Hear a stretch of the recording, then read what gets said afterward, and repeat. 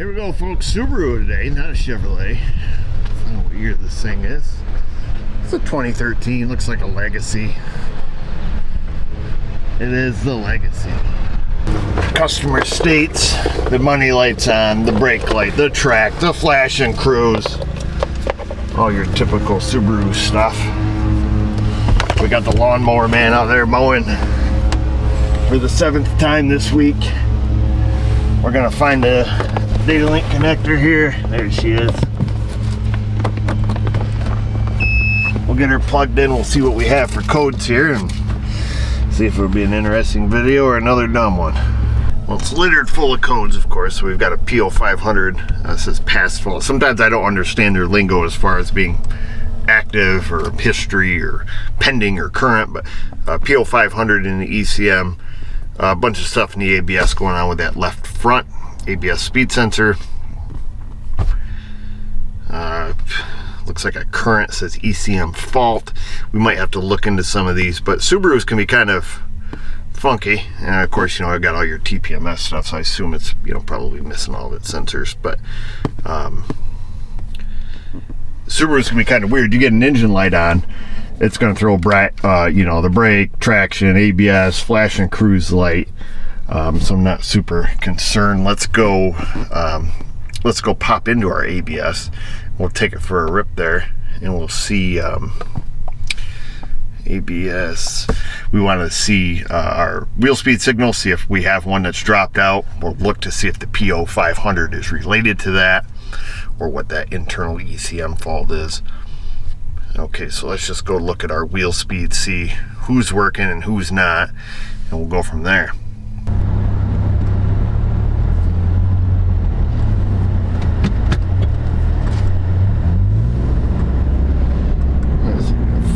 Brake light, flash and cruise, and the money light. Oh, and it looks like we have working speed sensors.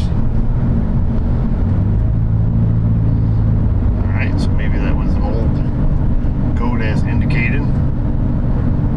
Typical Subaru fashion. It sounds like the rear wheel bearings are shot. Just driving down the road here. That's not what the car's here for. The speedo seems to work. So what seems to be the problem here? Awesome. Let's take it, just pull over here. Brake pedal's damn near on the floor. Of course. Alright, let me just see. Of course you guys have a glare. Probably won't be able to show you guys. I'm going to pop into some different data here. I went into some generic OBD2 data just to see. It's a little bit easier to decipher. So we do have a PO500 that's current and a PO500 that's permanent, and also somebody has cleared the codes because, as you'll see, it has not run the full drive cycle. We still have one monitor that's not complete, so you know, like anything else, we never get the full story. So somebody's been clearing the codes. So let's just hop into live data here on the generic side, see if we have a vehicle speed, and kind of go from there. It's interesting that the speedometer seems to be functioning. Speed sensor seems to be working right along here. I'm headed back to the shop. I was looking at that left front wheel speed sensor again. No dropouts, nothing weird happening there. For ABS signal, like I say, it looks like history codes. Alright, well, I'm going to make note of these. We're going to clear the ABS. Pretty bizarre on that engine, getting that PO500 also. Wait for this thing to catch up here. And the fact that it shows it as a current code. So we might have to call the customer and not find out when, you know, these problems were happening. You know, it shows that as a past fault here, but when you go into generic OBD2, it shows it as being current. Alright. I went ahead and cleared the codes out of the ABS, and that turned off the engine light and, you know, the flashing brake light. Now, it doesn't fix the problem of the rear bearing screaming and the brake pedal here going to the floor mat, but it does tell us that the engine light is on because of that left front wheel speed sensor problems that it has whenever it has those problems. So let's pick it up, give it a visual inspection. I say I did save all the code numbers out of it, so we can, you know, we can look into that.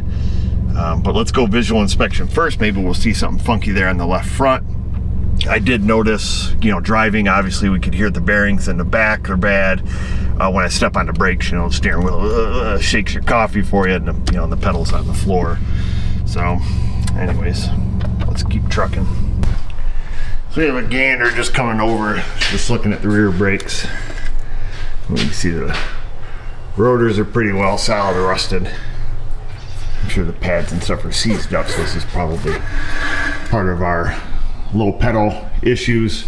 You know, plus, like I said, the rear wheel bearings hollow in there.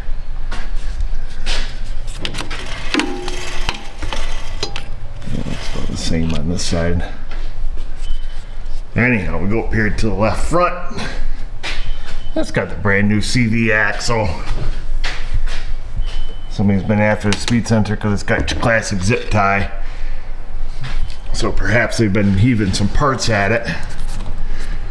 Yeah, because that CV axle's brand new. Going on this side, it's still the OG. So yeah, it looks like they've probably been trying to make an attempt to fix this, which tells me it's probably intermittent. All right, at this point, let me just call the customer and see if we can get the story. Sometimes you can, sometimes you can't. So I spoke with this lady. She said that her husband had done the work on it. He put the CV axle in it and a speed sensor and something else, a ground strap is what it sounded like. She wasn't sure if he had ever cleared any codes or anything afterwards, so we don't really know, because clearly we can see that when the components are functioning that the lights remain on. You know, and like I say, we cleared the ABS code. So now I've got her down here. I've got all 4 wheel speed sensors up there. I'm just going to take her for a rip, probably down near the ice cream store-ish area. Okay, and then we'll come back, and at that point I'm going to ship it. I told her this thing's going to need rear brakes and wheel bearings, and there's some loose stuff in the front end, tie rod, ball joint over there. So it's going to need some work, but work that doesn't pertain to this. So like I say, you got to kind of tread lightly on that. But let's go for a rip and probably not fix anything. So far, nothing. All the wheel speed sensors are working. Bearings just is screaming back there. Exhaust is moaning. Steering wheel is shaking. I think we're gonna just let this one go, folks. If it is a problem, it's intermittent, and I just can't be driving this thing all day long waiting for it to act up. I guess this looks like a good place to turn around. Yeah, I think probably just wait for this thing to cool down a little bit here, I guess. Best we can do. There. Totally, I want something with no fat, no sugar. She handed me a napkin, said have a nice day. We got some strawberry shake. We're heading back. We're gonna park this thing and move on to bigger and better items. I guess this is it, folks. No drop-offs, no glitches, no lights, no nothing. I'm done. That's it for this one, folks. I'm not gonna spend any more time driving it. I think we've done everything that we could. You know, we addressed the customer concern. We looked at the, you know, why the ABS light and stuff was on, which was causing the engine light, which it stated that it was having a problem with that left front wheel speed sensor, which obviously that side has a new sensor and a new axle.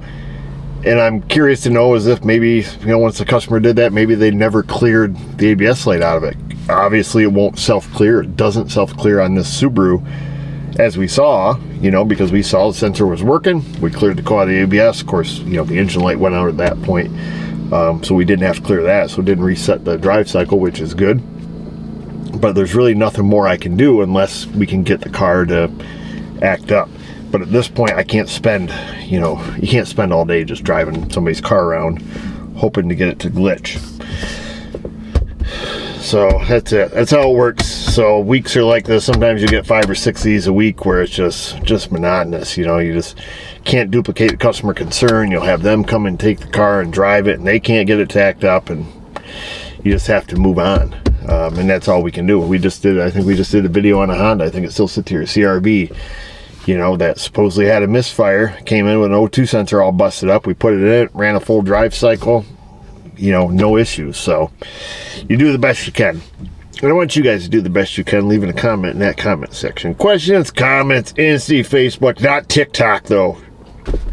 And just remember, viewers, if I can do it, you can do it. Thanks for watching.